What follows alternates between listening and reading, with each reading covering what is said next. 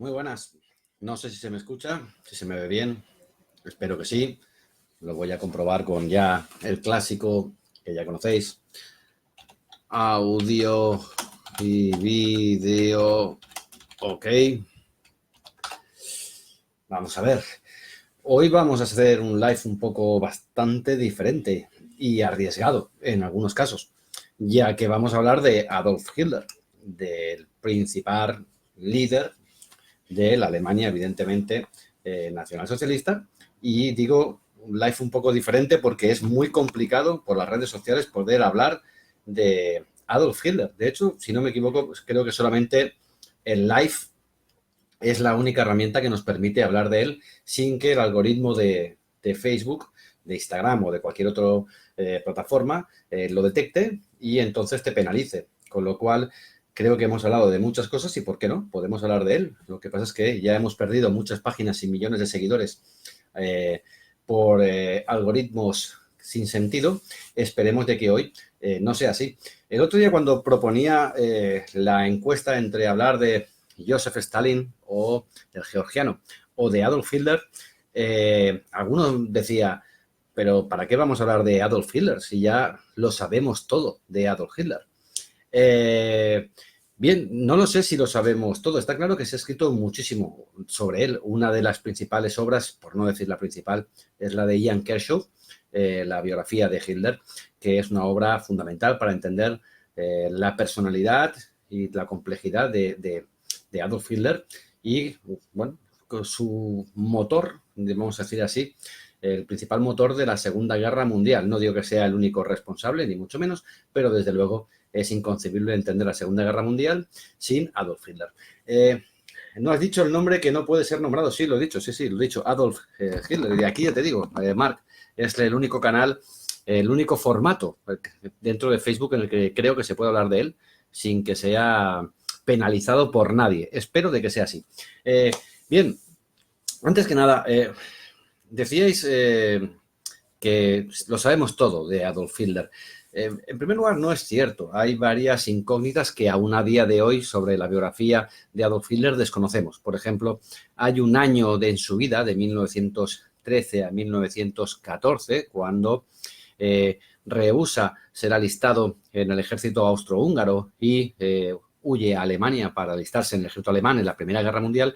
Ese año de 1913 a 1914 no tenemos muchos datos de exactamente qué hizo el bueno de Adolfo.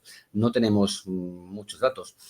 Por ejemplo, otro dato de su biografía que desconocemos con, vamos a decir, en su totalidad, es el antisemitismo de Adolf Hitler. ¿En qué momento de su vida, de su trayectoria vital, es ese antisemitismo? ¿Dónde nace y dónde crece? Él en Mein Kampf va a decir que es durante su estancia en Viena, pero curiosamente, por los testigos y lo que sabemos de él durante su estancia en Viena, no parece que allí precisamente tuviese un odio antisemita, con lo cual es otra de las, bueno, pequeñas y grandes incógnitas que aún tenemos sobre la vida de Adolf Hitler. Otra de los aspectos que no conocemos aún del todo o no entendemos del todo bien es la sexualidad de Adolf Hitler. Y digo la sexualidad que no es cierto de que sea homosexual.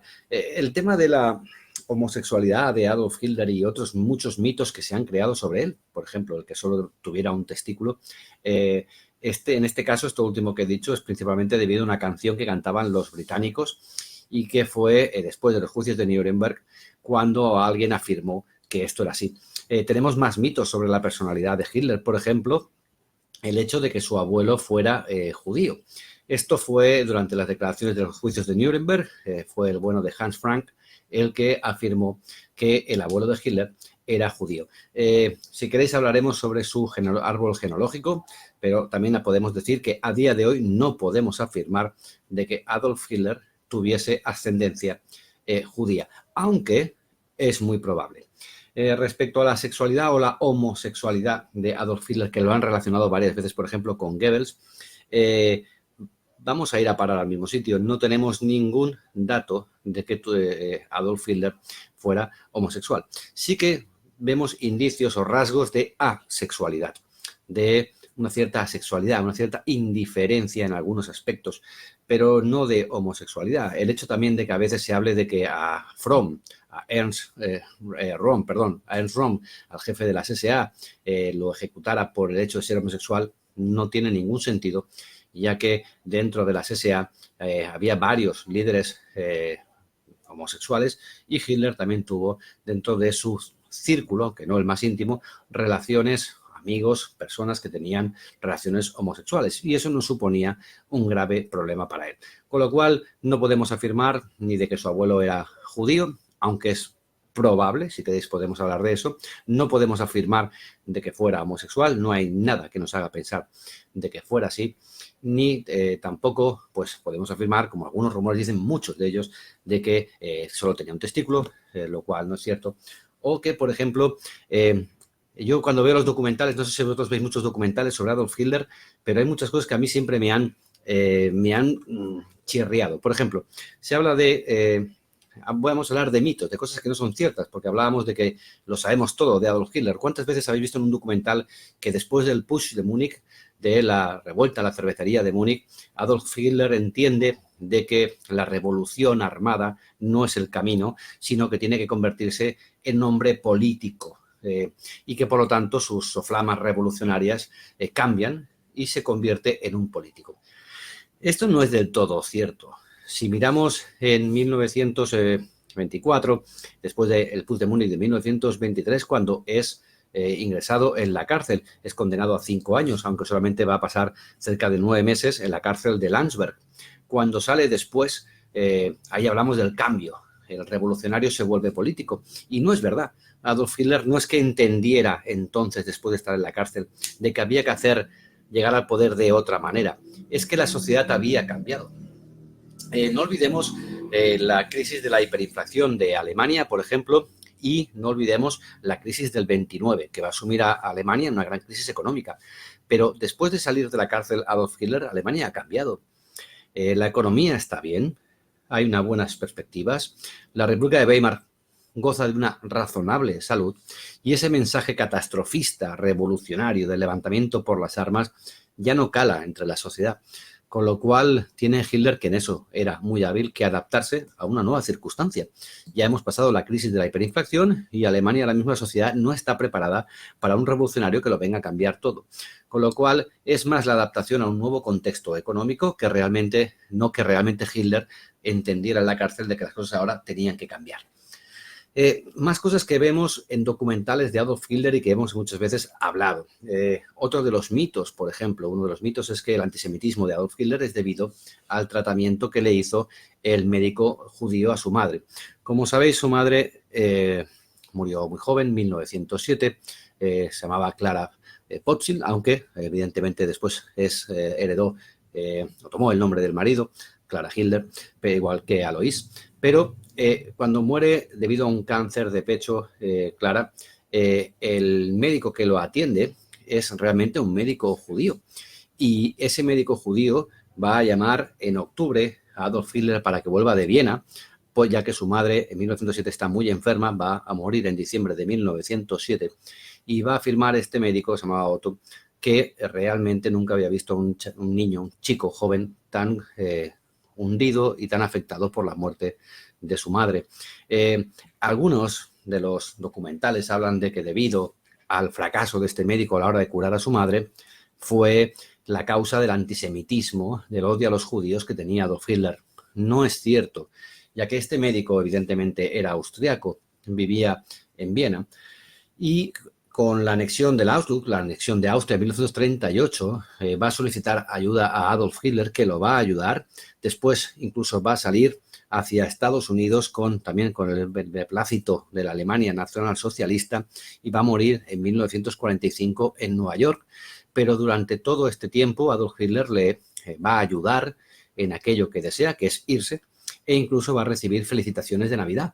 Con lo cual no podemos afirmar de que Adolf Hitler tuviese nada en contra de este médico y menos que debido a la muerte de su madre por culpa de una negligencia supuestamente médica fuera antisemita. Eso no es para nada cierto. Otros de los mitos, no hablemos de lo que sabemos, sino quizá de lo que no sabemos. Otro de los mitos de Adolf Hitler es su papel como héroe de guerra en la Primera Guerra Mundial. Si os fijáis, no es cierto que Adolf Hitler fuera un héroe de guerra. Es verdad que fue condecorado con 2 cruces de hierro, con la EK1 y la EK2, la Cruz de Hierro de primera clase, pero también es cierto, como he dicho muchas veces, que en 1917 cerca de 3 millones de soldados recibieron las cruces de hierro, 3 millones de soldados. Esto era debido a las quejas que entre los soldados rasos y la infantería se quejaban de que la mayoría de cruces iban a parar a los oficiales, con lo cual se promovieron un montón de soldados para que recibieran esa condecoración. Hitler siempre llevó, si lo veis en las fotografías, llevó la cruz de hierro y llevó la cruz de sangre como herido en la Primera Guerra Mundial y la insignia con el número 1 del Partido Nacional Socialista Obrero Alemán. Esa insignia, no sé si la recordáis, es una especie de pin pequeñito con la esvástica en medio y color rojo alrededor y blanco en el centro, con el número 1. Realmente no es cierto, él no fue el fundador del Partido Nacional Socialista, si no me equivoco era el número 25, pero esta insignia está considerada pues un poco, ¿cómo diría yo? la joya de la corona del coleccionismo militar. Es la insignia que llevaba Adolf Hitler como miembro número 1 del Partido Nacional Socialista. No sé si lo sabéis, pero si no me equivoco fue en el año 2005 o 2006, hace ya muchos años, fue robada, si no me equivoco, en Ucrania durante una exhibición. Esta insignia estaba expuesta, saltó la alarma, los guardias pensaron de que habían sido algunos gatos que habían hecho saltar la alarma y cuando llegaron desapareció. El valor de esa insignia que llevaba personalmente Adolf Hitler, pues no lo podremos saber nunca, pero desapareció y pues casi 10 años después, 15 años después, aún no sabemos dónde está. Bien, lo que comentaba yo es que estas insignias no le hacían un héroe de guerra. De hecho, según los informes que tenemos de él durante la Primera Guerra Mundial, fue un soldado presto, un soldado valiente y un soldado siempre dispuesto. Una persona crítica, eso sí, pero y poco sociable, pero que realmente fue valiente dentro de su rango, que tampoco fue, otro de los mitos, cabo. Hitler jamás fue cabo, aunque a veces con desprecio le llamaban el cabo de Bohemia, pero realmente Hitler no fue cabo, fue Gefreiter, que significa soldado de primera clase, y un soldado de primera clase no es un oficial ni un suboficial, con lo cual sería un soldado raso. Insisto, no quiere decir de que no fuera un soldado valiente y que hiciera su función y que estuviera en primera línea algunas veces. Rara vez tuvo acceso a la primera línea de combate, ya que estaba destinado, como sabéis, en el 16º Regimiento de Infantería de Baviera y su función era la de correo de mensajería. Tenía que transmitir las órdenes a la artillería y al frente. Eran llamados estos puestos, estos soldados eran llamados cerdos de trinchera, ya que los soldados que estaban en el frente consideraban de que corrían poco riesgo. Aún así se salvó. Hubo una vez en la cual estaba en una caseta, una casamata de mapas, salió de la casamata y al poco rato cayó un mortero y matando a todos los oficiales y soldados que estaban en aquella casamata y él se libró. Como sabéis, fue también herido con gases en la batalla de Ypres y fue ingresado, curiosamente, no en una unidad de oftalmología, fue ingresado en una unidad de psiquiatría y fue diagnosticado como una crisis nerviosa. Quiere decir que la ceguera que tuvo Hitler y que explica en Mein Kampf debido a los gases, posiblemente no fueran debido al ataque de gases, sino al estrés. De hecho, él habla muchas veces de que cuando despertó y consiguió volver a ver, la guerra ya había acabado y para él le supuso una decepción de la que nunca jamás se recuperaría. En el Mein Kampf, si lo habéis leído, cosa que no creo porque es un libro insufrible que nadie es capaz de acabárselo, poca gente ya es capaz de empezarlo, pero ya acabárselo tiene un mérito enorme. En el Mein Kampf, él habla varias veces de que esa crisis fue lo peor que le pasó. En el Mein Kampf habla varias veces de que el Push de Múnich fue el día más feliz de su vida, pero también habla del día más feliz de su vida cuando firma la rendición de Francia el día 22 de junio de 1940. Y también habla como el día más feliz de su vida, el día que llega al poder, que es el día 30 de enero de 1933. Con lo cual, esta cierta grandilocuencia es bastante habitual dentro del Mein Kampf. Y hay que tomarlo dentro de una cierta, bueno, cautela. Bien, más mitos y más información que a veces vemos en los documentales sobre Adolf Hitler y que no se corresponde muchas veces a la realidad. Hemos hablado del Putsch de Múnich y su cambio como político después del Putsch de Múnich, que responde más a una situación económica diferente y no a un cambio de estrategia política. Hemos hablado de su sexualidad, no es cierto que hubiera la homosexualidad. Hemos hablado de su posible ascendencia judía, lo cual en parte es cierto, ya que su abuelo paterno reconoció como legal a su padre, al padre de Hitler, que se llamaba Alois, aunque realmente es más que probable que la abuela hubiese quedado embarazada al trabajar en una casa de judíos, con lo cual sería posible de que Adolf Hitler tuviese ascendencia. Insisto, Hans Frank en el juicio de Nuremberg afirmó de que era judío, pero no es cierto, ya que genealógicamente hablando no se corresponde lo que afirmó allí, lo que intentó demostrar con lo que sabemos a día de hoy. No tenemos registros anteriores por la parte del abuelo paterno de Adolf Hitler. Sí que es verdad que hay una posibilidad elevada de que eso fuese así, pero no podemos afirmarlo. En el caso de que fuera así, de que por parte del abuelo paterno de Adolf Hitler hubiese ascendencia judía, pues, por ejemplo, Adolf Hitler no hubiese podido, según las leyes raciales de Nuremberg que se firmaron en 1935, pues tener acceso a la sanidad o al mundo laboral en Alemania, no hubiese podido ingresar en las SS y, desde luego, mucho menos hubiese podido ser el canciller en el 33 y posteriormente Führer en el 34 de Alemania. Otro de los información que a veces se habla y no es cierto, es el hecho de que Hitler consiguió la nacionalidad alemana al alistarse al ejército alemán. Es decir, como sabéis, Hitler no era alemán, era austriaco. Y el hecho de que consiguiera ser de nacionalidad alemana no es debido a que fuera voluntario al ejército alemán. El hecho de alistarse voluntario al ejército alemán no te daba la nacionalidad. Con lo cual, ¿cómo consiguió Adolf Hitler la nacionalidad alemana que le permitió después ser político en Alemania? Ya que las leyes del Reichstag y de la República de Weimar obligaban, desde luego, a que todo candidato al Reichstag alemán debería ser alemán. Bien, esta nacionalización fue una argucia legal que hizo el Partido Nacional Socialista, ya que inscribió a Adolf Hitler como asesor en un pequeño pueblo de la región de Baviera, y el hecho de ser asesor de un cargo de funcionario daba automáticamente la nacionalidad a ese asesor. Jamás pasó por ese ayuntamiento, jamás hizo absolutamente nada, pero con eso consiguió la nacionalidad alemana, que le permitió después ascender dentro del Partido Nacional Socialista hasta llegar al poder. O sea que si algún día os dicen ¿y cómo consiguió Hitler ser alemán?, no es debido a su participación en la Primera Guerra. Bien, veo por aquí ya muchísimas preguntas, pero me gustaría, sobre todo, el hecho de que transmitir aquí, de que a la gente que nos gusta hablar de la Segunda Guerra Mundial, y hablo en mi nombre, pero creo que hablo en nombre de mucha más gente, nos parece terrible que no podamos hablar en las redes sociales sobre este personaje. Me parece, sinceramente, inexplicable. El otro día vi, no sé cómo, navegando, haciendo un post para vosotros, la foto, desgraciadamente, de un bebé en un accidente de tráfico, una imagen terrible. Y piensas, ¿cómo es posible que este tipo de imágenes se puedan ver y, mientras tanto, la gente que queremos hablar, no podamos hablar de este personaje, como de Stalin, como de Churchill, como de cualquiera, de Roosevelt o de Truman, del que queráis. No quiero hablar de complots, evidentemente, ni judeomasónicos, ni Facebook, que Zuckerberg, no entro en esto. Pero lo que creo que cada día está más claro es que los canales de las redes sociales no son la herramienta adecuada para hablar de la Segunda Guerra Mundial. O sea que tendremos que buscar otra forma.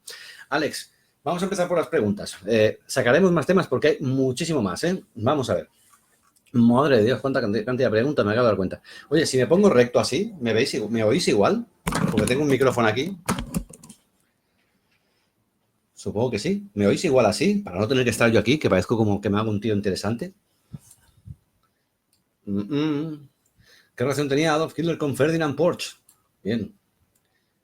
Vamos a ver. ¿Sí? Supongo que sí. ¿Se me escucha bien? Vale. Alex dice, ¿no me dirás en serio de que puede ser de que Adolf Hitler tuviese ascendencia judía? Sí, sí que es posible. De hecho, es bastante probable, lo que, como en historia, si hablamos en serio, no podemos afirmar algo si no tenemos las pruebas, pues a día de hoy no podemos afirmarlo.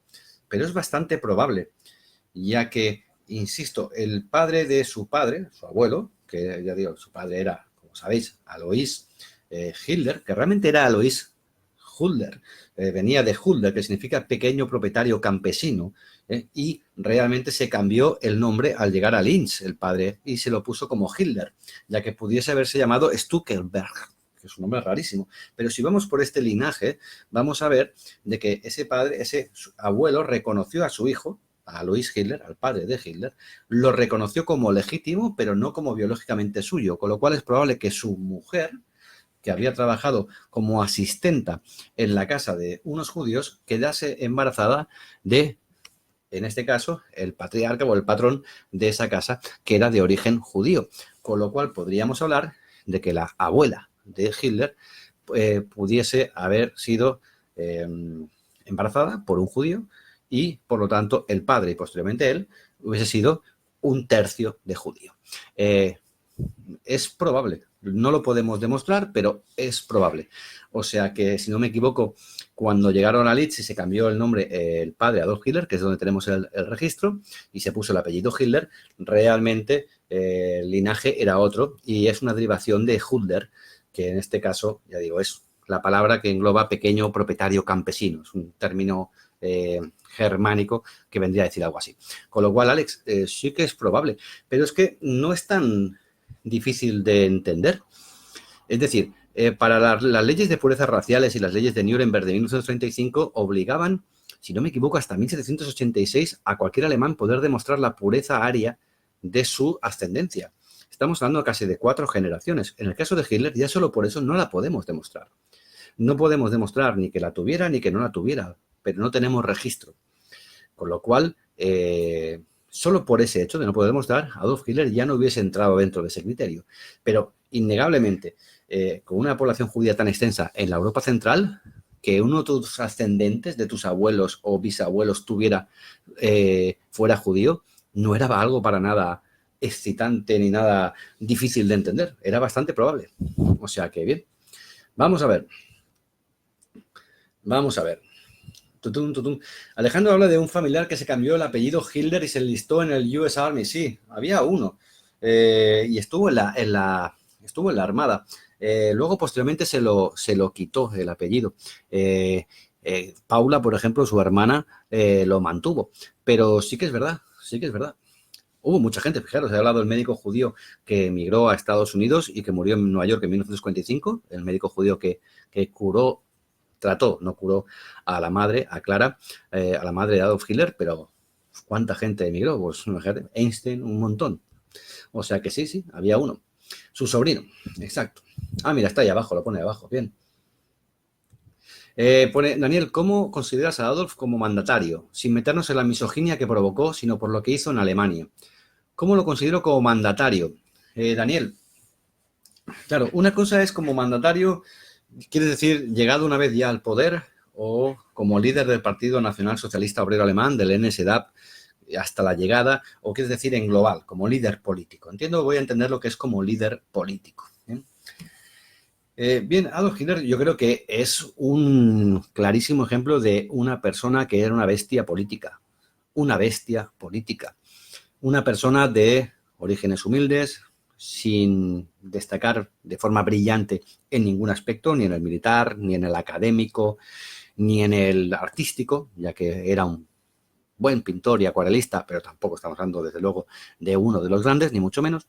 Pero, sin embargo, creo que es una bestia política. Creo que era una persona que tenía un excelente sentido del oportunismo, una oratoria que en aquel momento era algo revolucionario y una capacidad de liderazgo, de mantener el liderazgo y el control del poder enorme. Fijémonos que desde que toma el control del poder en 1923 y en el 22, pero cuando refunda el Partido Nacional Socialista, que es en el 25, hasta el 45, 20 años, se va a mantener en el poder. A pesar de los problemas, de los éxitos, de los fracasos, de la guerra, de los atentados, de las divisiones de poder entre las SA, las SS, el Reichswehr, los generales prusianos, toda la situación de excelencia, vamos a decir, internacional en cuanto a reconocimiento, las Olimpiadas de Berlín, las portadas de la revista Times, hasta el mayor declive, y en todo caso y hasta el último día va a mantener el liderazgo, lo cual no digo que sea bueno, pero hay que reconocerlo. Con lo cual, como líder político, lo veo un líder político con muchas habilidades políticas, muchísimas, y lo veo a la talla de otros grandes líderes políticos. Lo que aquí falla es que evidentemente era un dictador y desde mi punto de vista, y creo que no digo nada especial, un criminal. Y este concepto de criminal, cuidado, no penséis, ya ha ido a lo fácil, ¿no?, a decirle criminal.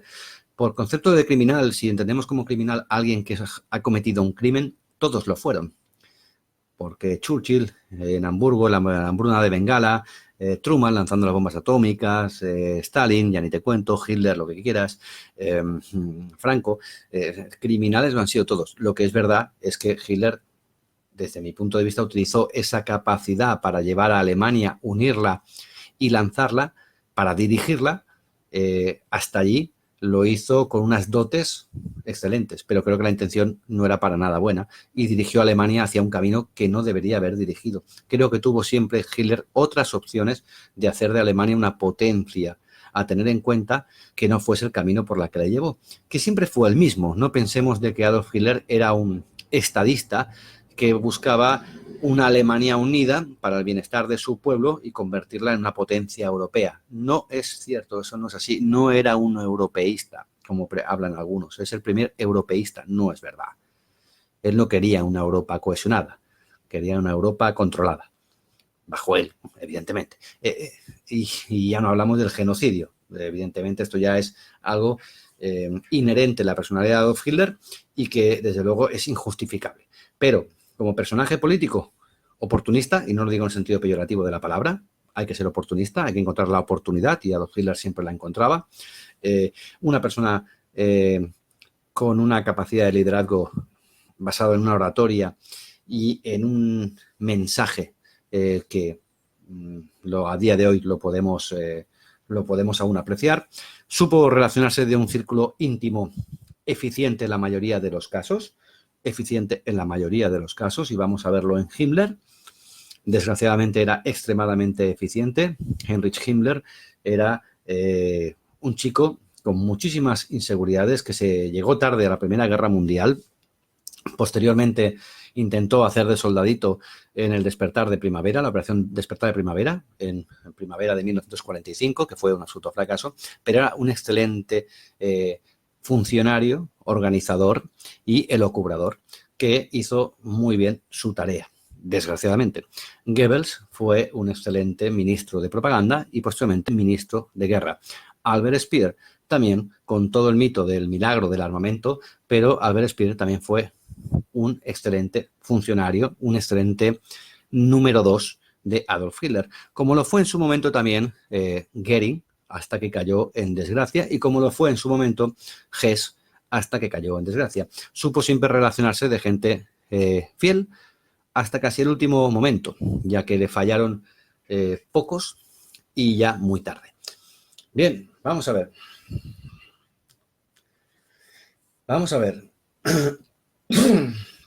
Dice, ¿consideras que si se hubiesen aceptado en la Escuela de Bellas Artes habría cambiado la historia? Mira, esta es otra de las cosas que a veces hablan y la gente dice que es que fue rechazado 2 veces en la Academia de Bellas Artes de Viena, lo cual no es del todo cierto. Fue rechazado 2 veces en la Universidad de Linz y luego rechazado en la Academia de Bellas Artes.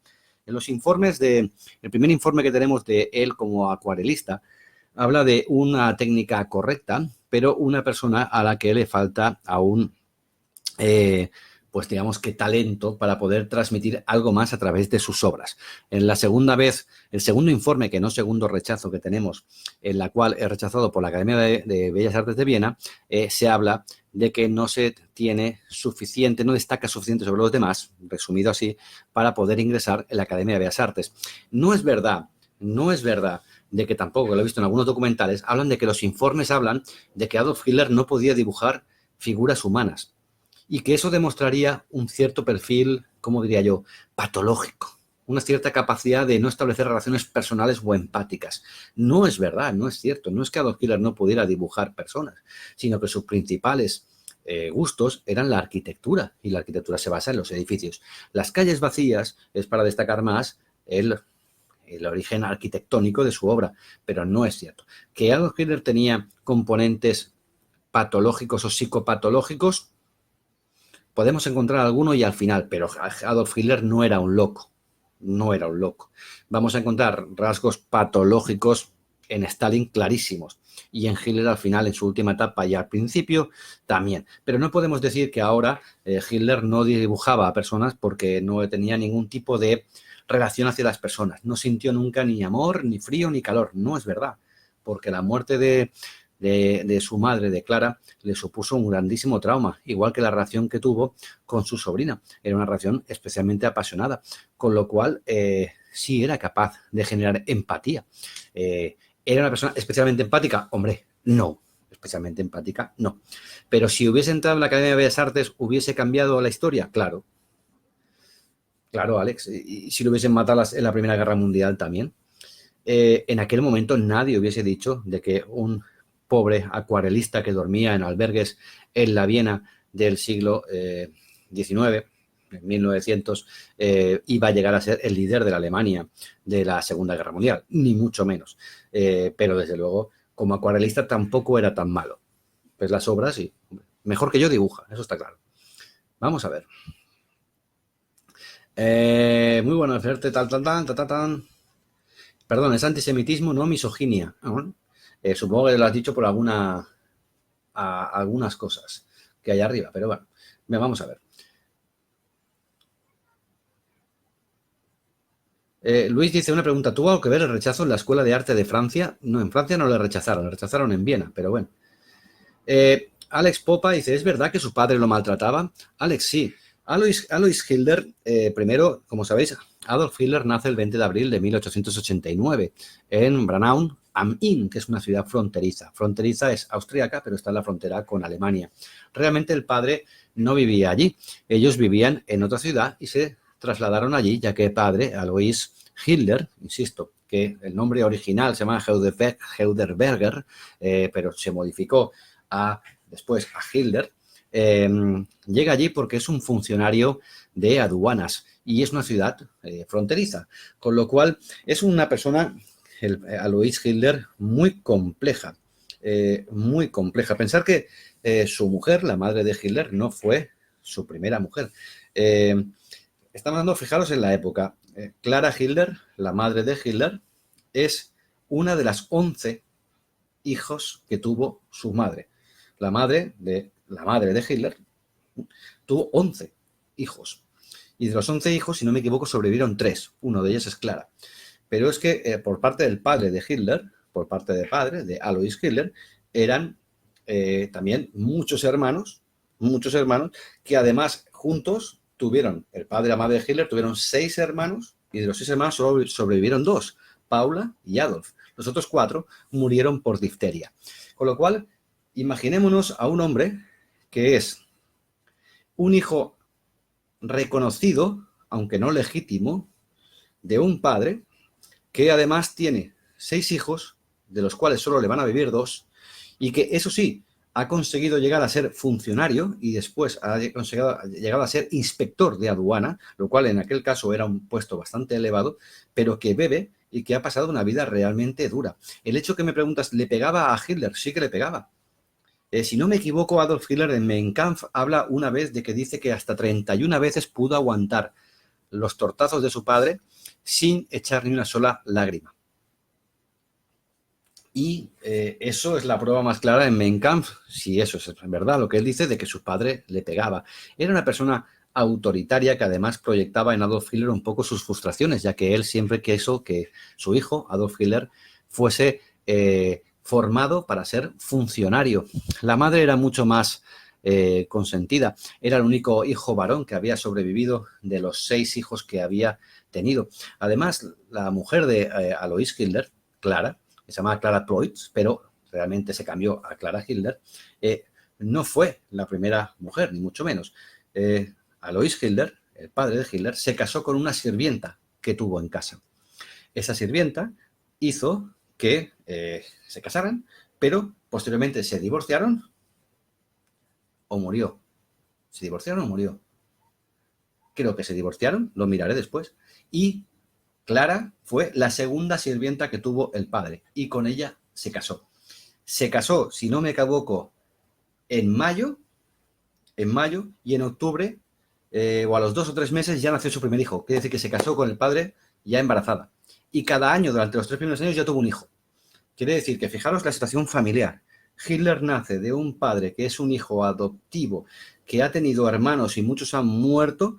Ese padre ha estado casado con una sirvienta. Esa sirvienta, ahora no lo sé, creo que desaparece pero no muere.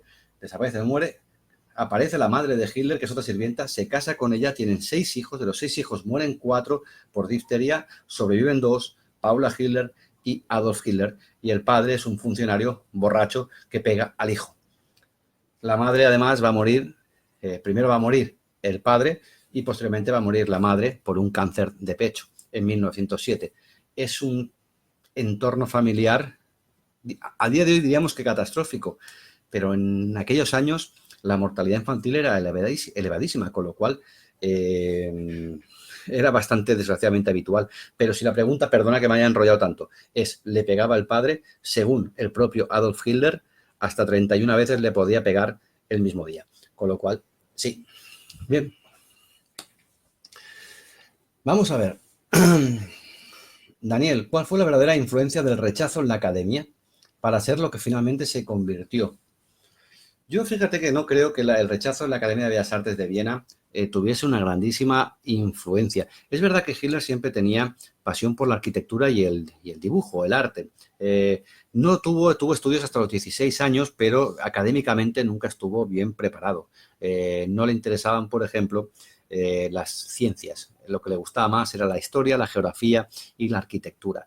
Es verdad que era apasionado y que, lo vamos a ver después con Albert Speer, o hablaremos ahora con Ferdinand Porsche, de que siempre tuvo ese deje de arquitecto, de ingeniero. Pero el hecho de que se le rechazara en la Academia de Bellas Artes no creo que generase un sentimiento de frustración tan importante. Quiere decir, si hay algún hecho en la biografía de Adolf Hitler que tiene una influencia enorme, es la Primera Guerra Mundial, no tanto el rechazo. A veces hablamos de que si hubiese sido aceptado la Academia de Bellas Artes, pues no hubiese sido Adolf Hitler. Pero es que es lo que hablamos, la historia es una sucesión de hechos. Cualquier cosa que hubiese cambiado hubiese hecho que no hubiese sido lo que fue, posiblemente. Si en el Puig de Múnich, en el 23, la bala que le dio, que alcanzó a su compañero que tenía a su izquierda, le hubiese dado a él, pues también hubiese cambiado la historia. Es decir, no creo que haya tenido una influencia tan grande. Sí que es cierto que después cuando llegó a canciller y sobre todo a Führer, pues hombre, gustándole como le gustaba la arquitectura, pues se animó junto con Albert Speer, primero con Todt, de poder hacer pues esos grandes diseños y planos de la nueva Germania. Pero quitando eso, poco más. Bien, vamos a ver. ¿Se oye igual? ¿Sí? Vale. Vamos a ver. Me preguntan por aquí, ¿qué relación tenía Adolf Hitler con Ferdinand Porsche? Bueno, pues mira, la relación de Adolf Hitler con Ferdinand Porsche principalmente se refuerza, aunque Ferdinand Porsche ya era un ingeniero muy conocido, en la exposición del automóvil y con la creación del Volkswagen.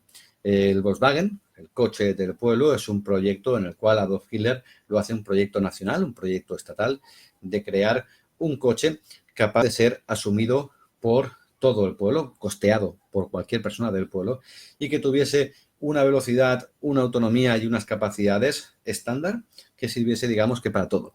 Ahí nace el proyecto del Volkswagen Escarabajo, del Volkswagen, del coche del pueblo. Es ahí, junto con Ferdinand Porsche, cuando se va a inmiscuir, como hacía siempre, se va a inmiscuir en los diseños. De hecho, del Volkswagen Escarabajo, una de las aportaciones de Adolf Hitler son las luces en forma de focos independientes y no incrustados. Eso es uno de los, digamos, toques que le dio Adolf Hitler. No sé si lo sabéis, pero el Volkswagen Escarabajo fue una grandísima estafa. Y digo estafa porque fue una estafa. Nadie jamás en Alemania, durante la época de 1933 a 1945, desde que Hitler estuvo en el poder, nadie jamás condujo un Volkswagen Escarabajo. Sin embargo, cerca de un 12% de la población lo pagó, pero nunca lo vieron. Fue una estafa a gran escala. el éxito del escarabajo es posterior, en los años 60, principalmente cuando su producción se dispara. La producción de Volkswagen Escarabajo que hubo durante el periodo de Adolf Hitler del 33 al 45, la poca producción que hubo realmente se derivó a fines diplomáticos, embajadas o destinos militares, pero ningún civil pudo comprarlo. De hecho, si no me equivoco, se pagaba durante un año unos 250 Reichsmarks mensuales, era un dinero que había que pagar, con la promesa de que finalmente recibirías tu coche. Cuando eso sucedió, en 1938, la gente empezó a comprar el Volkswagen Escarabajo, pero en el 39 estalló la guerra. Y por motivos de economía de guerra, la producción que había de Volkswagen Escarabajo fue a parar al ejército o a las embajadas. Y los propietarios perdieron su dinero. Con lo cual, el gobierno recaudó una enorme cantidad de dinero. Ferdinand Porsche también empezó a ganar mucho dinero con eso, pero el pueblo llano se quedó sin su famoso Volkswagen Escarabajo. A partir de aquí, Ferdinand Porsche era también uno de los grandes aportadores de la economía nacionalsocialista, no el que más, ni mucho menos, pero como he explicado, de la sociedad MEFO.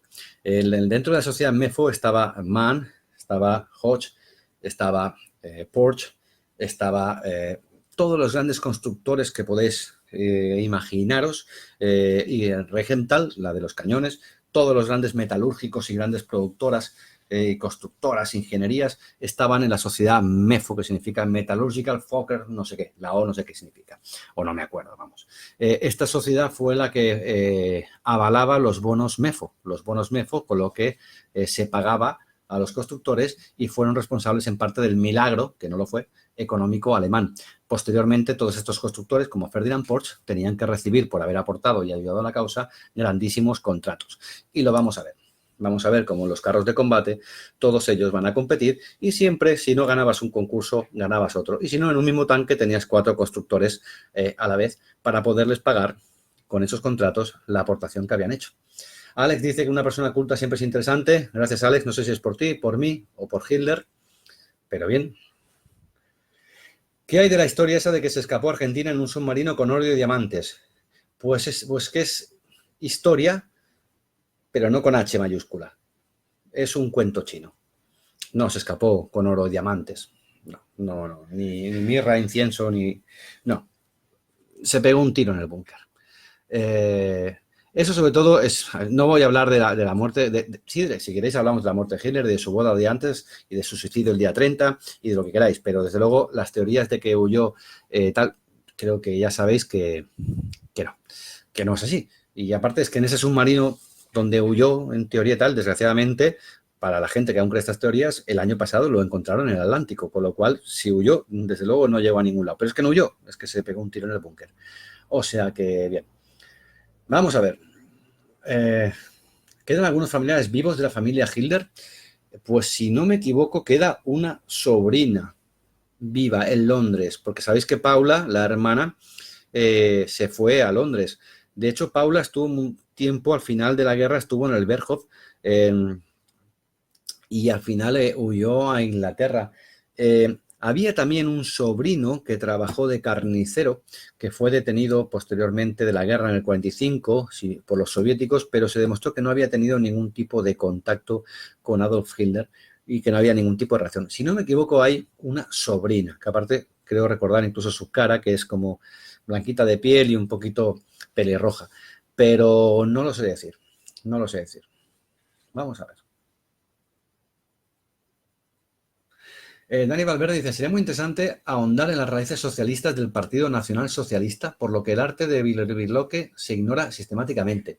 Mira, Dani, esto es un debate sobre si la definición de, sabéis que el partido se llamaba DAP.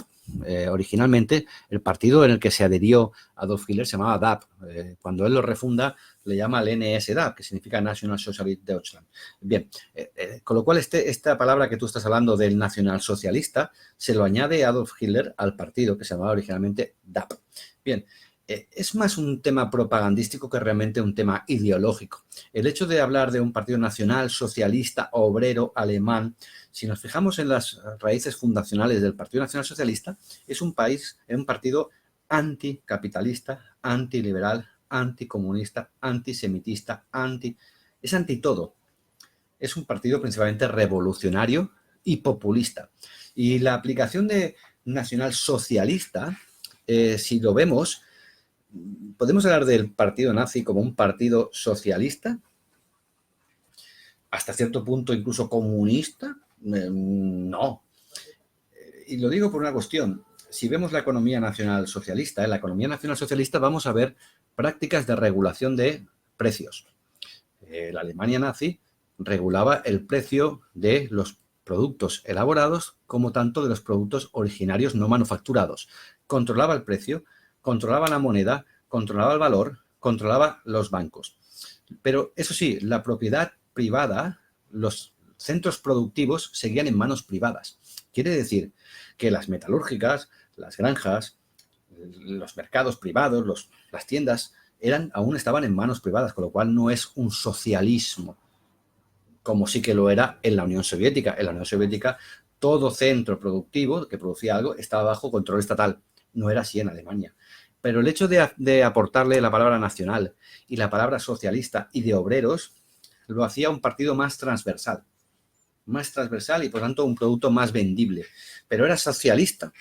No, tenía dejes, vamos a decir así, de control de la sociedad bastante, como el socialismo exacerbado. Podemos hablar del marxismo o incluso del leninismo, pero no era, desde luego, un partido socialista al uso. En aquellos tiempos, sí, se podía ganar muchos adeptos, porque no olvidemos que el Partido Socialdemócrata era el partido más votado de Alemania, con lo cual era un buen marketing. Vamos a ver. Antes de la Segunda Guerra Mundial, el Kaiser Guillermo era una de las personas más odiadas por ser promotor de la Primera Guerra Mundial. ¿No crees que Adolf le hizo el favor de hacerlo ver minúsculo al lado de él y de todos los líderes que participaron en la Segunda Guerra Mundial? Charlie, no sé si Adolf Hitler llegó a hacer pequeño al Kaiser Guillermo. Sí que es verdad que Hitler siempre criticó la dirección de la Primera Guerra Mundial y por qué Alemania se había metido en una guerra en dos frentes. Pero fíjate tú cómo se apoyó rápidamente Ludendorff. El Putsch de Múnich está realizado con las llamadas milicias de Ludendorff. La parte militar que intentó el putsch, el levantamiento en Múnich en 1923, el 9 de noviembre, también dicho ese día por él, el día más feliz de su vida, se hizo con las milicias de Ludendorff. Con lo cual, además, él se asoció bastante a las asociaciones de veteranos de guerra de la Primera Guerra Mundial. Él siempre criticó al Kaiser Guillermo, pero no creo que lo ensombreciera en ese sentido. Fue bastante hábil. Si os fijáis en sus discursos políticos al principio, habla de la grandeza de Alemania que ha sido perdida debido al Tratado de Versalles y a los dirigentes políticos, a la burguesía y también a la Revolución de Noviembre. No nos olvidemos de una cosa, cuando acaba la Primera Guerra Mundial, en noviembre hay la Revolución de Noviembre, que se llama, donde en la Marina hay unas huelgas generalizadas. Hitler va a insistir también mucho en eso, en que son ellos los culpables de que Alemania haya caído en esa falta de honor y deshonra. Pero ese mensaje va a cambiar y se va a adaptar. Hitler era muy práctico. No vamos a ver mensajes antisemitas, por ejemplo, de 1925 a 1930. No vamos a ver muchos. Ahí, ¿por qué? Porque ahí el debate está en la economía. Ha habido el crack del 29. Ahí, ¿cuál es el mensaje? El mensaje, ¿cuál es la campaña? Hitler sobre Alemania. Ese era su lema cultural, el lema electoral. Hitler sobre Alemania. La guerra por el trabajo. Con él plantando, levantando, haciendo carreteras. Pan y trabajo. Esos son los lemas de sus campañas. No son el Juden, no son el Kaiser. Es decir, el mensaje de Hitler vemos que lo va modulando dependiendo de los intereses. Y eso es algo normal, eso lo hacen los políticos, pero es que él era un buen político en este aspecto y estaba muy bien asesorado. Pero vamos a ver que su mensaje no se centra tanto a partir del 25, ya no tanto en lo que pasó, sino ya se centra más en la realidad. Y es que la gente lo está pasando jodido. Vamos a ver. Es verdad que antes de la Segunda Guerra Mundial Hitler era admirado por las potencias occidentales. Alex, admirado por las potencias occidentales, claro, es complicado. Si hablamos de reconocimiento y si lo vemos, por ejemplo, desde el 33 al 37, hay un cierto reconocimiento hasta el 36. Y me explico por qué.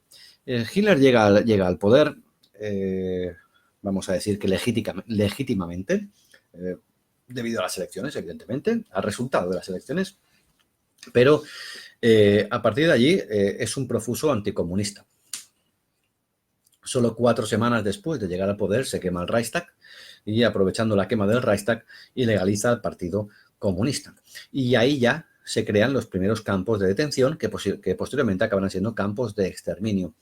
Ese anticomunismo es bien aceptado. En aquel momento en Gran Bretaña está Neville Chamberlain, un anticomunista profuso y, vamos, y muy intenso, por decirlo así. Y también está Daladier, que también lo es. Con lo cual, ese anticomunismo no genera grandes problemas en Europa. En 1936, 3 años después, se van a hacer las Olimpiadas de Berlín, que ya habían sido concedidas antes, en el 32. Habían sido concedidas a Alemania, es decir, en la República de Weimar. Pero el 36 le da una exposición enorme internacional. Es verdad que en el 36 y 37 va a ser portada de la revista Times 2 veces. No es cierto, por ejemplo, de que haya sido nombrado candidato a Premio Nobel de la Paz. No es cierto. Fue un partido sueco nacionalsocialista, nazi, partido sueco, que en protesta por la propuesta, eso sí, real de Neville Chamberlain para el Nobel de la Paz, ellos contraatacan queriendo proponer a Adolf Hitler también como Premio Nobel de la Paz. Pero la propuesta de Adolf Hitler no se acepta, con lo cual Adolf Hitler jamás fue un candidato real a Premio Nobel de la Paz. Fue una propuesta que quería hacer un partido nacionalsocialista sueco, pero que no llegó a nada. Pero sí que es verdad que vamos a ver, como ejemplo, empresarios como Henry Ford, que van a ser uno de los principales aportes económicos para la campaña nacionalsocialista ya antes de llegar él al poder. No va a ser un país o un régimen que genere en principio ningún tipo de inestabilidad. Es un nuevo mercado en el cual podemos vender productos y pueden exportar productos. La cosa va a cambiar ya en el 36, cuando en el marzo primero se suma la provincia de Sarre y sobre todo con la ocupación de Renania. Con la ocupación de Renania la situación económica va a cambiar, pero hasta el 37 las cosas se van a mantener. Va a haber un cierto mercado con Alemania. En el 38 ya no. En el 38, con la anexión de Austria, aunque no preocupa en exceso a las políticas occidentales, pero posteriormente, ya con el Pacto de Múnich, desde luego se cierra el grifo a la economía nacionalsocialista. Ya en el 38, la economía nacionalsocialista tiene gravísimos problemas económicos. Solo 5 años después de llegar al poder Adolf Hitler, la economía nacionalsocialista está casi en bancarrota, con lo cual las potencias económicas empiezan a entender de que ese ascenso, ese gran líder pacifista, en principio ha ocupado ya pues Sarre, Renania, Alsacia, Austria, y está reclamando los Sudetes, que finalmente se quedará y posteriormente ocupará el resto de Eslovaquia, el resto del país. Con lo cual, no es que se enteraran tarde de quién era Adolf Hitler, pero ante algún tiempo tampoco les molestó mucho. Vamos a ver.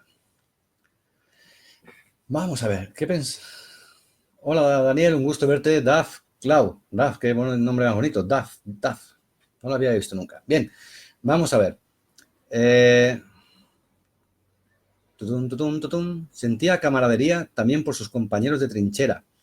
Augusto, mira, sobre el tema de la camaradería o el tema de la lealtad de Adolf Hitler es curioso porque si nos fijamos, por ejemplo, en cuáles eran los generales más valorados, más apreciados por Adolf Hitler, ¿alguien sabe? Hará alguna pregunta yo, quién dijo él que era su general favorito?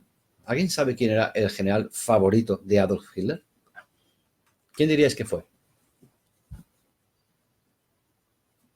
Ahora os hago una pregunta yo, para no hablar yo todo el día yo. Eso me vuelvo un pesado. Llevamos 50 minutos y aún no hemos hablado de nada de Adolf Hitler, ¿eh? Bueno, de nada, sí hemos hablado de mucho, pero vamos. ¿Quién era el general favorito de Adolf Hitler? Si le preguntabas a Adolf Hitler, ¿quién es tu general favorito? ¿Quién decía que era él? ¿Alguien lo sabe? Von Letow. Te gustaba, sí. Pero ese Von, de origen prusiano, no le acaba tanto de convencer. ¿Alguien sabe más? Walter Model, no, el bombero de Hitler, que siempre tenía que ir a socorrer a Hitler, como pasó en Bagration. Llegó tarde. En Bagration llegó 2 semanas tarde y tuvo que sacrificar a la 9ª división Panzer, pero Walter Model era un excelente bombero, aunque se suicidó y afirmó que había trabajado para un régimen asesino y criminal. Ese era Walter Model. Manstein, ¿sí? ¿Sabéis que era Manstein? Von Manstein también. Rommel, Federico el Grande, Federico. No, hablo de generales de la Wehrmacht, ¿eh? No personajes. Rundstedt. Con Rundstedt se llevaba especialmente mal. Especialmente mal. Con Gerhard von Rundstedt se llamaba mal. Con Germán, no, con H, Hermann Göring. No, os lo digo ya. Era Diete. Sepp Diet, ¿qué diráis? ¿Y quién leches era Sepp Diet? Henrici, no.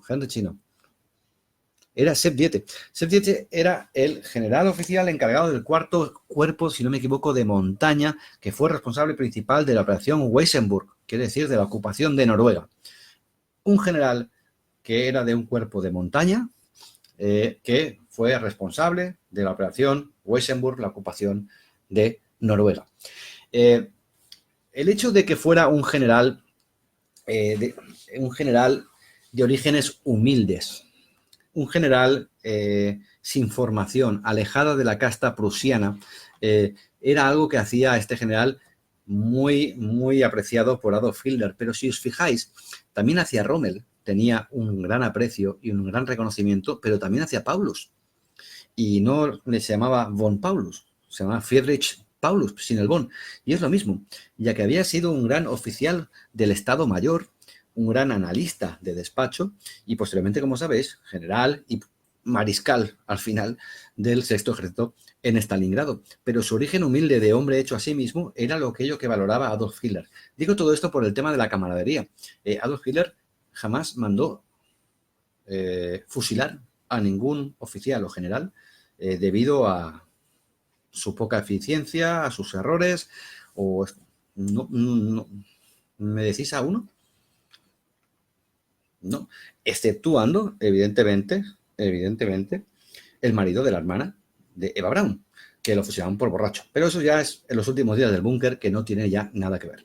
Pero era un hombre bastante leal a los suyos, pero también muy hábil sobornando, porque Adolf Hitler a todos sus generales, incluido Manstein, excepto a Rommel, los sobornó.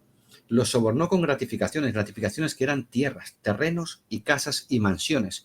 Y todos ellos, hasta los más preciados, hasta Guderian, hasta Manstein, hasta los inmaculados de la Wehrmacht, recibieron esos chantajes y los aceptaron encantados.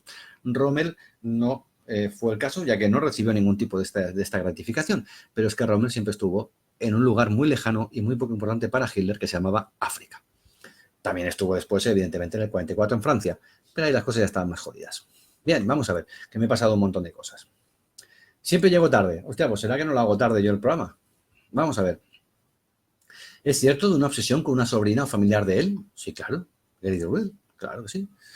Con Gary, con su sobrina, tenía una relación muy curiosa, porque realmente tenía una diferencia de edad que era la misma que la que tenía Eva Braun con él. Era una chica muy joven, de la cual el tío Adolf se había hecho cargo y tenía hasta cierto punto una responsabilidad de protección hacia su sobrina, hacia Jelly. Pero ella era muy diferente, era bastante abierta, extrovertida y tenía un carácter difícil, vamos a decir así, difícil de llegar. A diferencia de Eva Braun, no era una mujer ingenua. De hecho, la discusión principal se produjo debido a que ella le dijo, vivía en un apartamento en la segunda planta, de que iba a irse a Múnich para comprometerse con uno de los que habían sido choferes de Adolf Hitler. Eso enfureció totalmente a Adolf Hitler y tras una discusión que tuvieron en el piso, Adolf Hitler salió y posteriormente ella se suicidó con la pistola de Adolf Hitler. Esto fue un problema enorme. Yo hace poco tuve la ocasión de leer la documentación, si no me equivoco, de Hamburgo, de la comisaría de Hamburgo. ¿Me veis? ¿Se ha ido la cámara? Yo no me veo, ¿eh? Pero bueno, no sé si... ¿Me veis? Porque yo no me veo.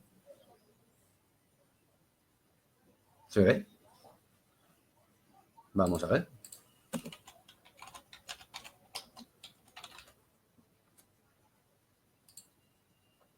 ¿Se me ve o no? Sí, pues yo no. Pues yo no me veo. Bueno, tampoco. Pues no, yo no me veo nada. Bueno, vale, bien. Seguimos. Bueno, pues como hablaba, el tema de Jelly Rawal. Esta discusión, ella se suicidó con el arma de Adolf Hitler. Esto fue un problema enorme, enorme para Adolf Hitler, que si no llega a ser por la buena gestión que hizo, principalmente Goebbels, pues hubiese supuesto un problema político en su carrera fundamental. Pero para él Jelly Rawal fue un gran amor. Y según él, su único realmente gran amor. O sea que sí, es curioso cómo repetía el patrón y hasta cierto punto en sus relaciones con las mujeres estaba influenciado por la relación con su madre. Su madre, Clara, era mucho más joven también que su marido, que Alois Hitler. También había una relación de parentesco familiar entre Clara y Alois, ya que el hermano de Clara se había casado con el abuelo de Alois, si no me equivoco. O sea, bueno, había una relación de parentesco. Y esta relación se va a repetir con Jelly Rawal. En el caso de Eva Braun es diferente. En el caso de Eva Braun es un personaje bastante más ingenuo que Jelly. Bien, vamos a ver. ¿Alguna pregunta? Entiendo que Hitler empezó admirando a Mussolini, incluso copió las camisas negras, pero a medida que se desarrolló la guerra, Mussolini fue perdiendo terreno. Hitler empezó a desencantarse y acabó decepcionado.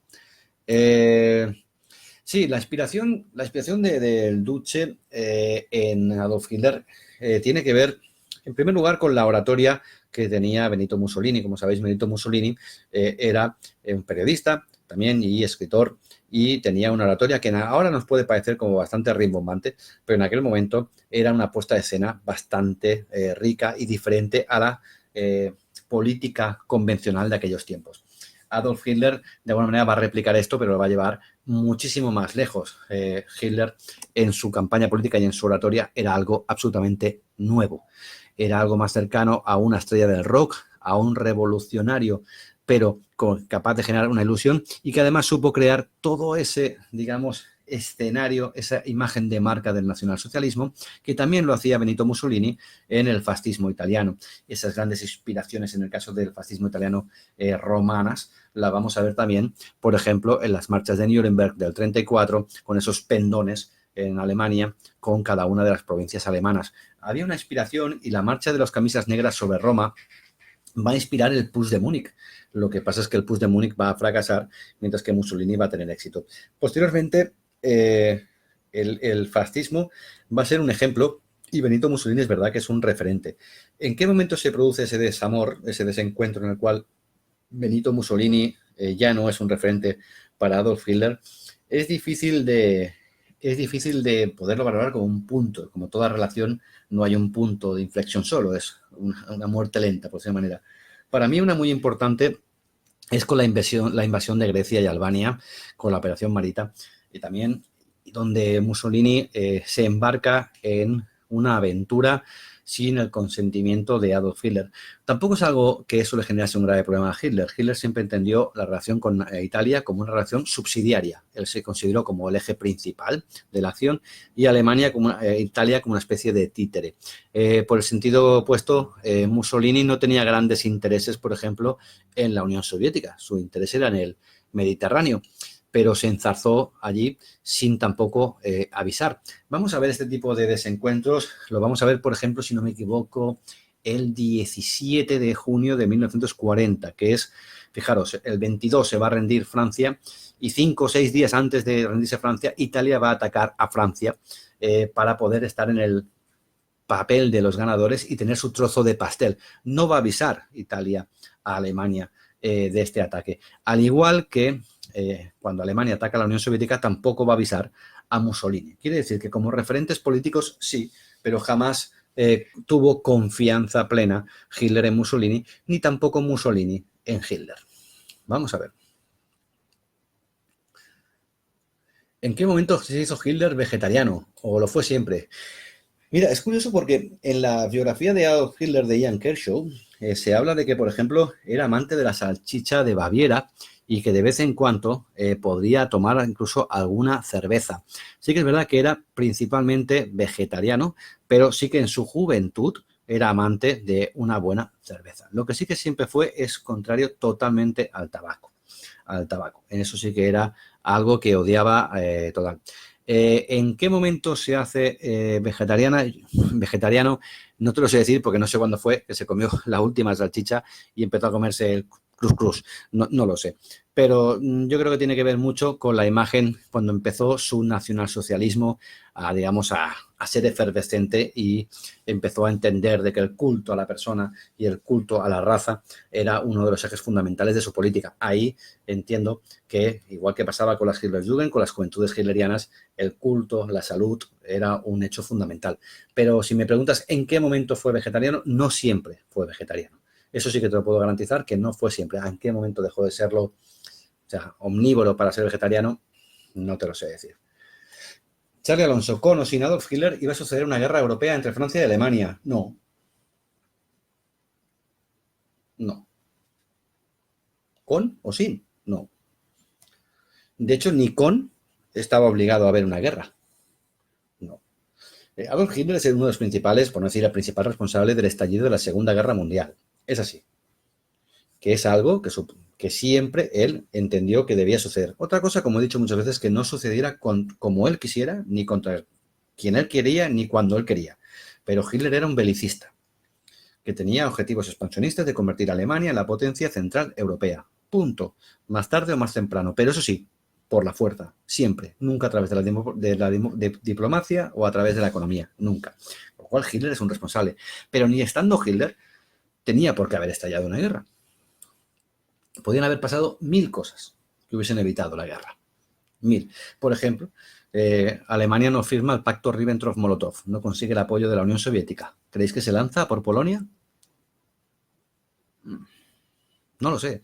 Lo que sabemos es que lo firmó y 6 días después invadió Polonia. O sea que, pero si no llega Stalin a firmar el pacto Ribbentrop-Molotov, si no lo llega a firmar Molotov, vamos, el pacto, ¿hubiese Alemania invadido Polonia y eso hubiese provocado la declaración de guerra? No. Pero vayamos otro paso más atrás. Si Stalin no hubiese firmado ese pacto, Alemania no se hubiese envalentonado. ¿Pero por qué no lo firmó? No lo firmó principalmente por culpa de Chamberlain, que jamás quiso ningún tipo de acuerdo con la Unión Soviética. Y eso que la Unión Soviética buscaba un acuerdo con las potencias occidentales. Con lo cual, si Chamberlain hubiese firmado un acuerdo con Stalin, Chamberlain, Francia, ¿se hubiese animado Hitler a atacar Polonia? Pero claro, si lo hubiese firmado Chamberlain, sí, con Stalin. ¿Pero qué te hubiese tenido que pasar para que Chamberlain lo hubiera firmado? Pues principalmente que no fuera anticomunista. Que no fuera anticomunista. O quizá que estuviera ya Churchill, que no estaba. Porque Churchill dijo que Rusia era el diablo, pero si había que luchar contra Alemania, se iría con el diablo hasta el mismo infierno. Con lo cual, Churchill era más pragmático y mucho más estadista. Quiere decir, la historia es una sucesión de hechos. Podría haber pasado 1000 cosas, pero desde luego, sin Hitler hubiese habido una guerra. ¿Por qué? ¿Por qué? ¿Qué hubiera pasado sin Hitler? ¿Quién hubiera sido? ¿Papin? ¿El primer ministro? ¿El canciller? ¿Con Papin? ¿Hubiese habido una guerra? No se puede hablar así, pero bueno.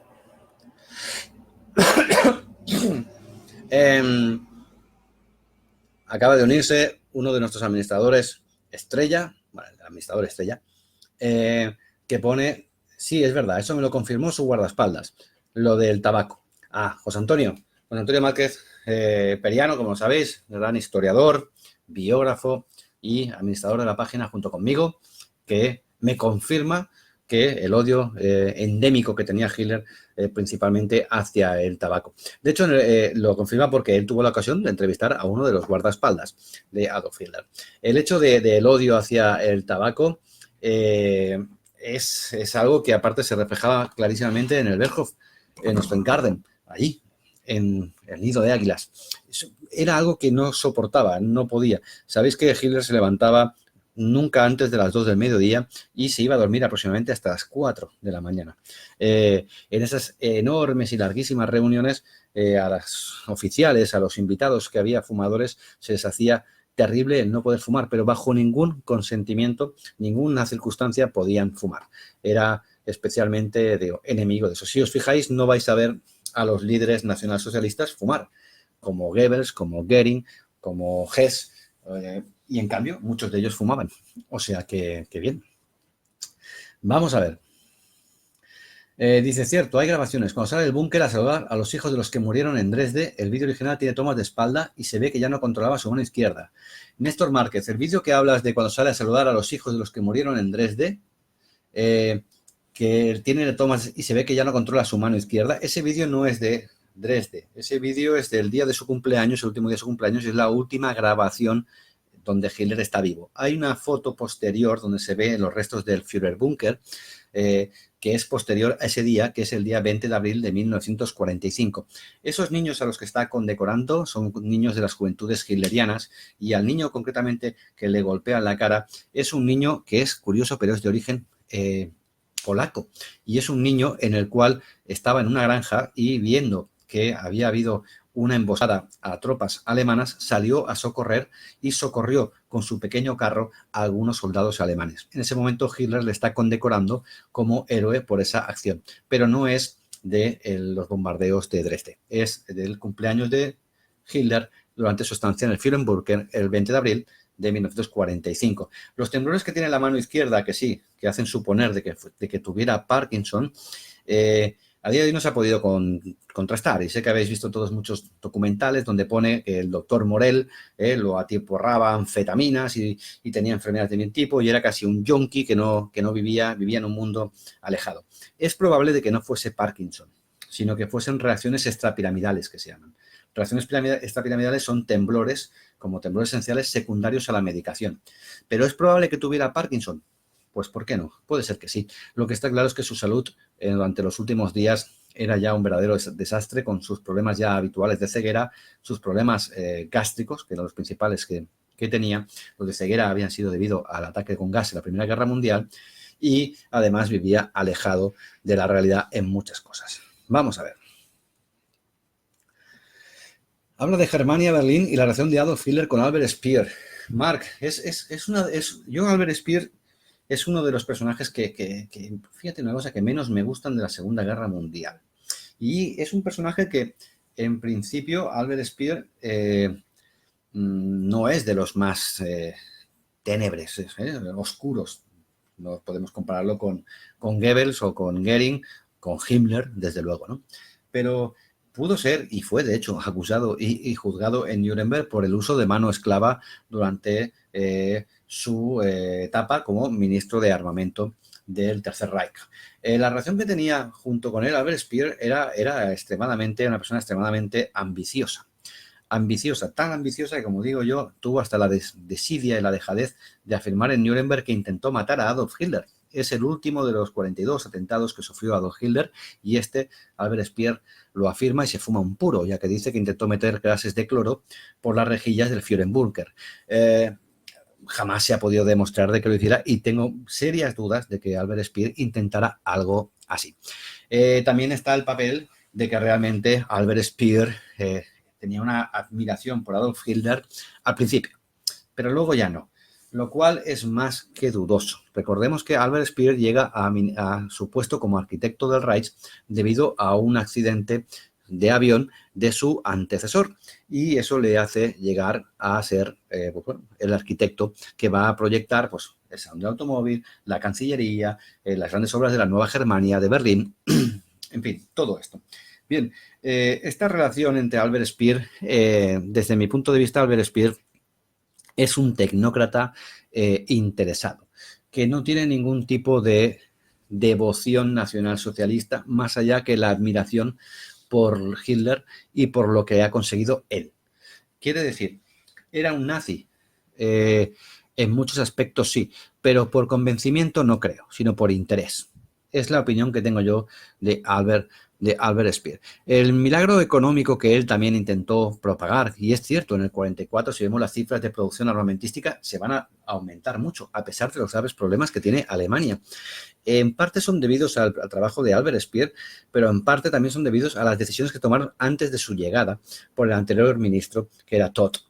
Con lo cual, es un personaje que es una relación amor-odio hasta cierto punto. No lo voy a ver a Albert Speer en el Führerbunker suicidándose como Goebbels y Magda junto a Adolf Hitler. No lo voy a ver. No lo voy a ver en la posguerra criticándolo poco. Lo voy a ver criticándole mucho, como hizo Rundstedt, como hicieron la mayoría. Es decir, que Hitler era un inútil. Pero durante el tiempo que estuvo a su alrededor, bien que le interesó. Una persona realmente muy interesada y, eso sí, eficiente en su trabajo, y que cuando vio que las cosas se ponían complicadas, tomó distancia. Otro de los mitos de Albert Speer es que rechazó la operación Aníbal, aquella operación donde Hitler le dice que tiene que destruir las principales recursos, vías, comunicaciones y fábricas de Alemania para evitar que caigan en manos de los soviéticos. Y Albert Speer se niega a la operación Aníbal. No es que se negara, simplemente no pudo hacerlo. No pudo hacerlo porque en aquella época, en abril de 1945, no estaba precisamente Speer para ir derribando postes telefónicos por las calles. Era corre y sálvate. Vamos a ver. ¿Es verdad que mandó matar a la gente que lo dejó fuera de la Academia de Bellas Artes? No, no es verdad. ¿Qué tan cierto es que el día que se suicidó Hitler desaparecieron submarinos alemanes y de ahí sale la teoría? No. El inventario famoso, además uno de ellos llevaba 2 personas que no se sabe quién son, pero llevaba más ropa normal y llegó a... No, Hitler se pegó un tiro el día 30 de abril junto con su perrita Blondie, que no era un pastor alemán, era un pastor alsaciano, y su mujer hacía 2 días, que era Eva Braun. Vamos a ver.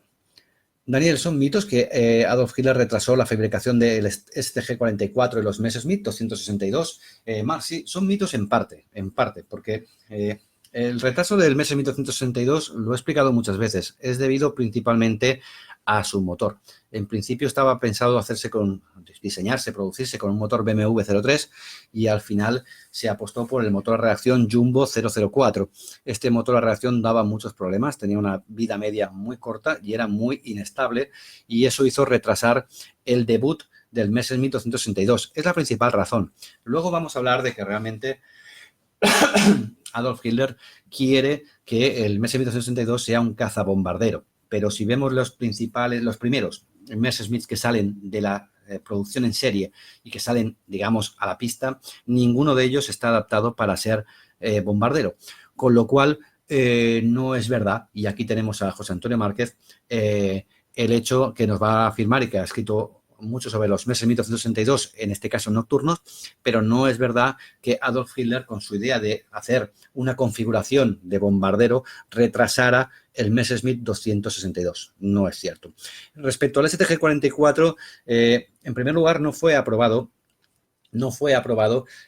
por Adolf Hitler porque su diseño le pareció poco práctico y poco convincente. En aquella época, en el 44, Adolf Hitler estaba centrado en producir armas baratas y eficientes. Ya no tenía la esperanza en las Wunderwaffen, en las armas milagrosas.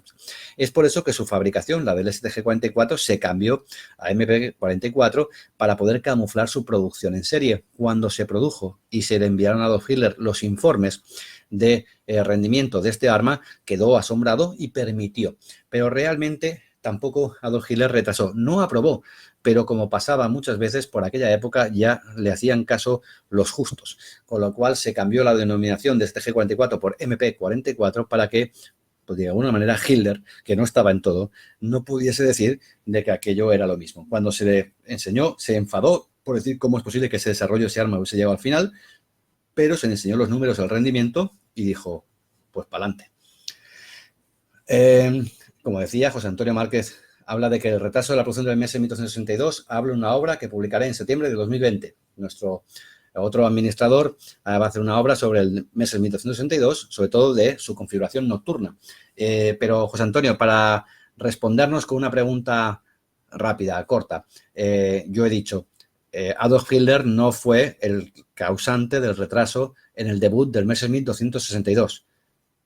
Adolf Hitler no fue. ¿Coincides conmigo, José Antonio, o no? Si no, ponte aquí en la pantalla, hacemos un debate tú y yo, y si no nos ponemos de acuerdo, a hostias, como estamos a 600 kilómetros uno de otro.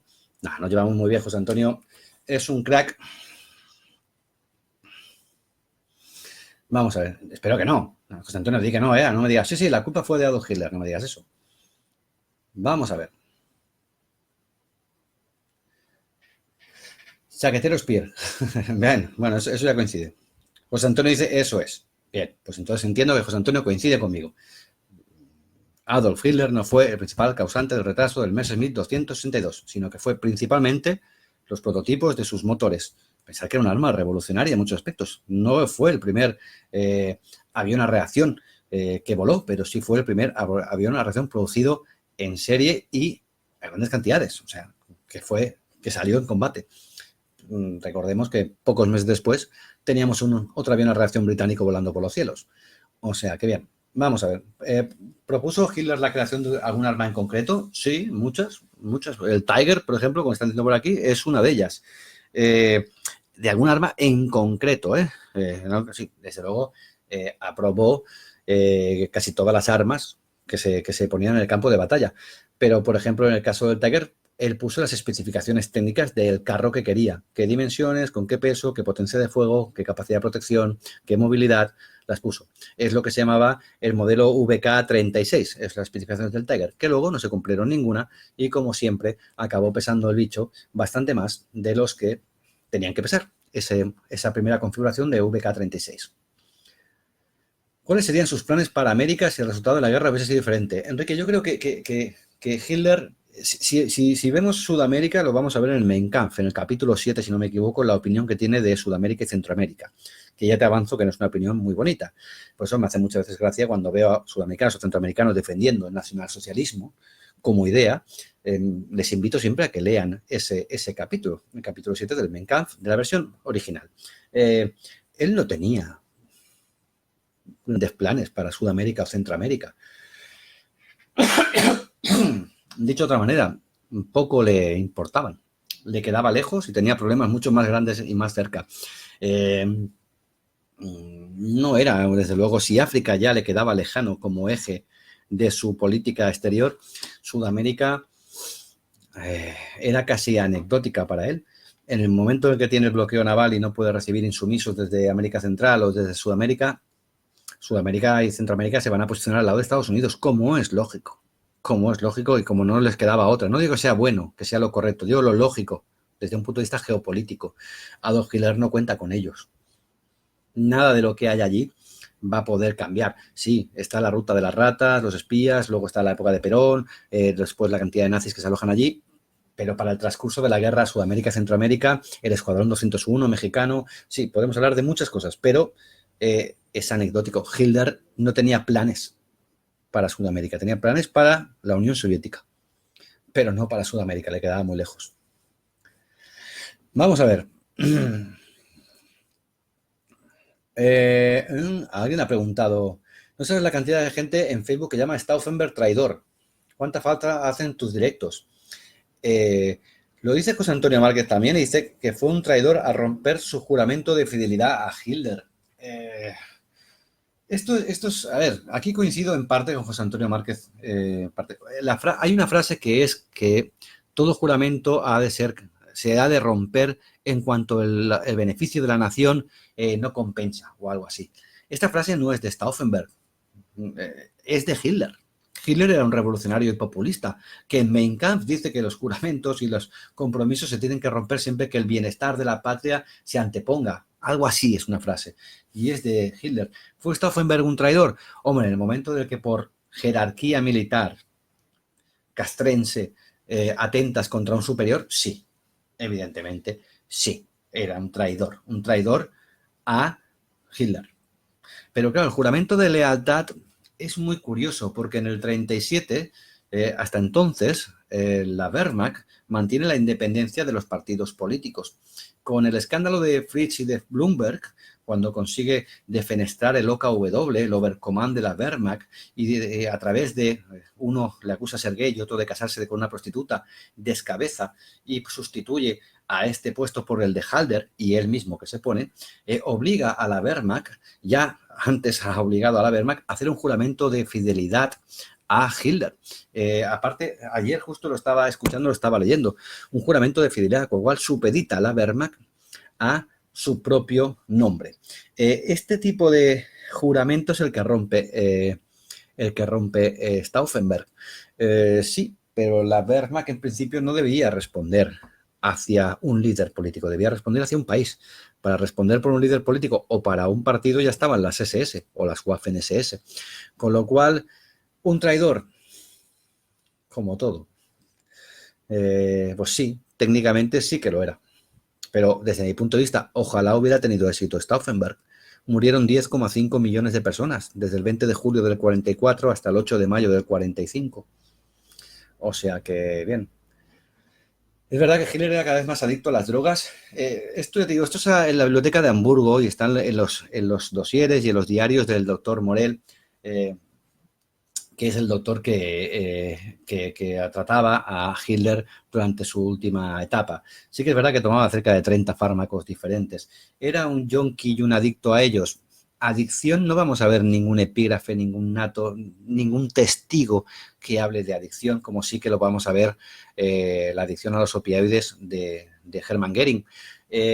Pero siempre vamos a darle la vuelta a lo mismo. Hitler era un loco, un irresponsable, y esto solo va en beneficio de Hitler. En el momento que hablemos de que Hitler era un yonki, si es un yonki o un loco, no es responsable. Y Hitler es responsable de lo que sucedió. Al igual que Churchill y Harris son responsables de los bombardeos en Dresde y Hamburgo, al igual que Truman es responsable de los bombardeos en Hiroshima, Nagasaki, al igual que... Es decir, un loco o un drogadicto no es responsable. Y Hitler es responsable. Mar, no he pisado un campo de exterminio nunca, ¿no? La verdad es que no. Vamos a ver.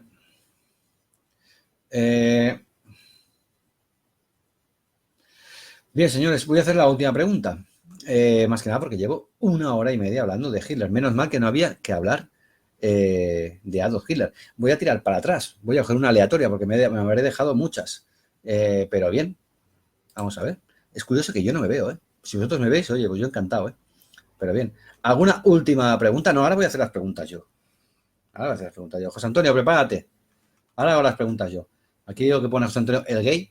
Pero bien, no sé, supongo que no irá por mí. No irá por mí.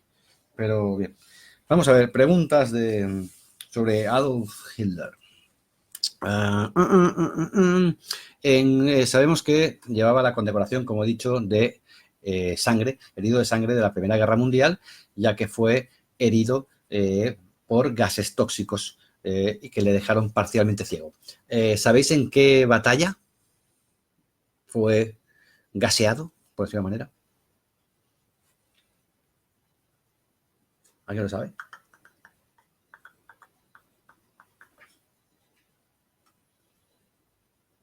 ¿En qué batalla fue gaseado?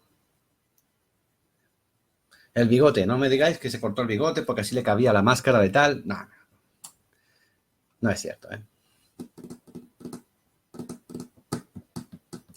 Pablo, me preguntan cuántas divisiones alemanas aún seguían en pie. Pues mira, fíjate, pues Pablo, solamente en Noruega había cerca de 300.000 soldados allí, hacinados, que no pudieron sacar de Noruega. Aún quedaban divisiones, claro que quedaban divisiones.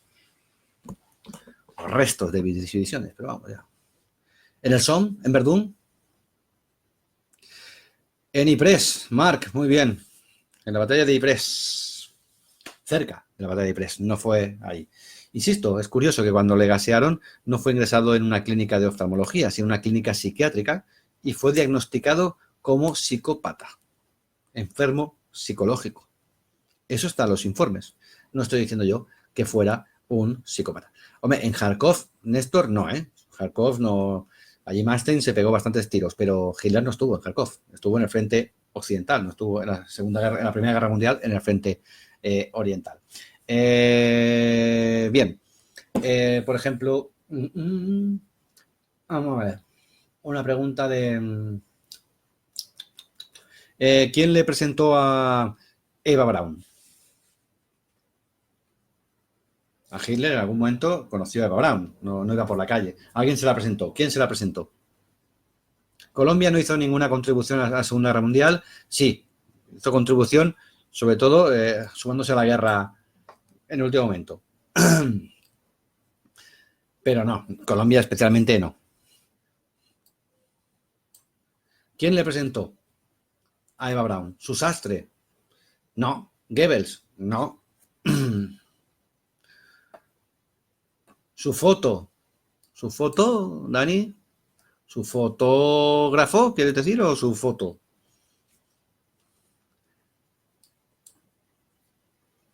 Ya os avanzo que ha acertado Dani Valverde, que es Hoffmann, Heinrich Hoffmann, que era el fotógrafo personal de Adolf Hitler. Y, en este caso, Eva Braun era ayudante de cámara. Fue ella quien le presentó a Eva Braun. O sea que sí, es correcto. ¿Hago otra pregunta más? Su fotógrafo. Bien.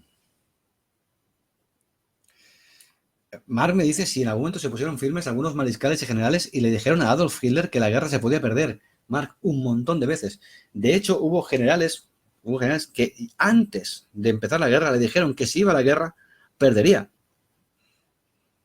Como von Beck, por ejemplo. Hubo generales, por ejemplo, como, ¿qué te diré yo? Pues como Rundstedt,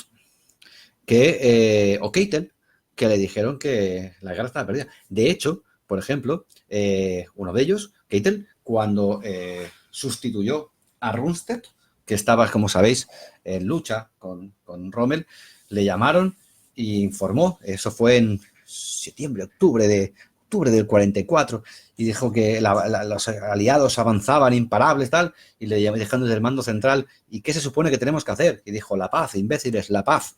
Eso estamos hablando del 44. Posteriormente dimitió. Quiere decir, hubo muchos generales que le avisaron de que esa guerra no se podía ganar. El mismísimo Goering era totalmente contrario a la invasión a la Unión Soviética y se opuso. El mariscal, por ejemplo, el almirante Raeder también era contrario a la invasión de Rusia. Por ejemplo, Jodl también era contrario, le dijo que en el caso de la invasión a la Unión Soviética, la guerra se perdería. Ya en 1944, la organización TOT le avisó de que no se podía ganar la guerra, en 1944 no, en octubre de 1941, cuando había invadido la Unión Soviética y ya veían de que Moscú no iba a caer, la organización TOT le avisó a Adolf Hitler de que la guerra no se podía ganar por términos militares y que había que buscar una salida. Estamos hablando de finales del 41.